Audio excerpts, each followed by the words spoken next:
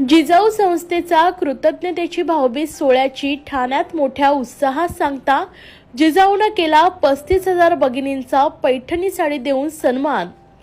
Corona महामारीच्या कठीण काळात अगदी प्रामाणिकपणे आपलं कर्तव्य निभावत समाजासाठी देवदूत ठरलेल्या आरोग्य सेविका, डॉक्टर, नर्स, महिला स्वच्छता कामगार, महिला पोलीस या सर्वांनी आपला जीव धोक्यात घालून इतरांचं प्राण वाचवलेत।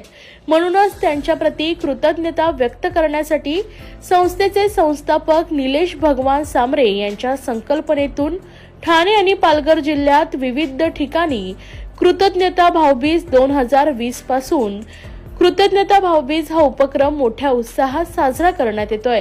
सुमारे 35,000 भगिनींना पैठणी साडीचं वाटप करत त्यांना भावबीज केली जाते। यंदा देखील कृतज्ञतेची भावबीज या निमित्ताने ठाणे येथील काशीनाथ घाणेकर नाट्यगृह येथे या कार्यक्रमाचा सांगता सोहळा पार पडला। यावेळी उपस्थित महिलांना पैठणी साड्या देऊन सन्मान करण्यात आलाय।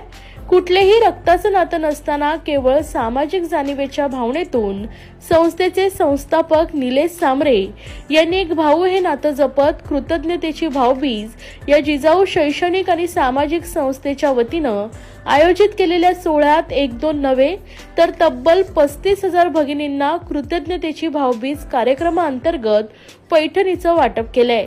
या सांगता सोहळा कार्यक्रमात विविध क्षेत्रात काम करणाऱ्या भगिनी या हजारोंच्या संख्येने उपस्थित होत्या। ठाणे येथील काशीनाथ घाणेकर नाट्यगृह येथील आयोजित कार्यक्रमात राजकीय आणि सामाजिक क्षेत्रातील विविध मान्यवरांनी उपस्थिती लावली होती। या सर्व क्षेत्रातील मान्यवरांनी जिजाऊ संस्थेच्या आणि निलेश सांबरे यांचं करत असलेल्या कार्याचं कौतुक केलंय।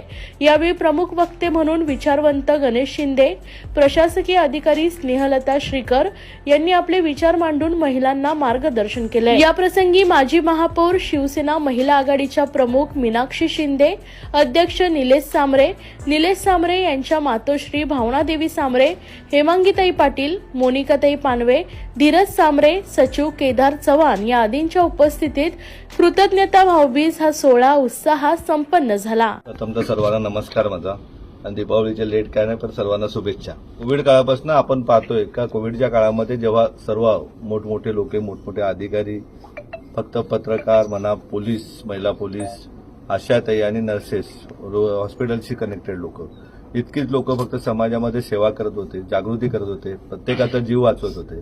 तेव्हापासूनच आज 4थं वर्ष आहे का समाजातील ज्या सगळ्या आपल्या पोलीस ताई आहेत, नर्सेस ताई आहेत, पत्रकार ताई आहेत, त्यांनाही घरी जाऊन आम्ही भावबीज करतो का जेणेकरून ज्यांनी स्वतःचं कुटुंब पणाला लावून एका बाजूला ठेवून आणि समाजाची खरीखुरी सेवा केली, ज्यांच्यामुळे आज समाज शिल्लक दिसतो, त्या सर्वांची कुठे ना कुठे आपण आदर सत्कार केला पाहिजे, त्यांना मान सन्मान दिला पाहिजे। त्या दृष्टीने आज 4थं वर्ष आहे का ठाण्यामध्येही भाऊबीजेचा कार्यक्रम आयोजित करण्यात आलेला आहे। आशाताई आहेत दोन्ही जिल्ह्यातल्या, म्हणजे अगदी तलासरीपासून, डहाणूपासून सुरुवात केली होती। आज ठाण्यामध्ये समारोह करतोय आम्ही। मुरबाड, शहापूर, भिवंडीमध्ये, भिवंडी ग्रामीण, शहर, कल्याण, प्रत्येक तालुक्यामध्ये हे कार्यक्रमाचं आयोजन करण्यात आलं होतं।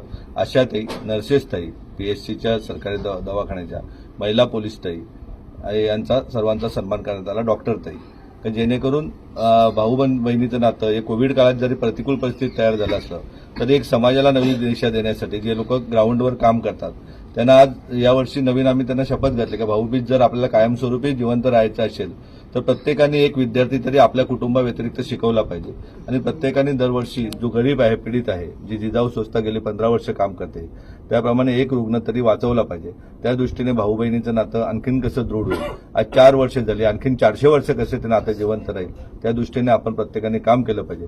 आपल्याला आपला संसार, आपलं कुटुंब, आपली पोरं तर सांभाळायची आहेत, त्यांना तर चांगलं शिक्षण द्यायचं आहे, परंतु गरिबांचे, ज्याला आई वडील नाही, ज्याला वडील नाही, त्यांच्याही मुलांना शिक्षण द्यायचं आहे आणि ज्यांना मुलबाळ नाही त्याही आईबाबांना सांभाळायचं आहे। अशा प्रकारे एक शपथच भाऊ आणि बहिणीने आम्ही या निमित्त दोन्ही जिल्ह्यातील सर्वांनी घेतली। किमान 35,000 आशाताई आणि नर्सेस ताई असतील, अंगणवाडी सेविका असतील।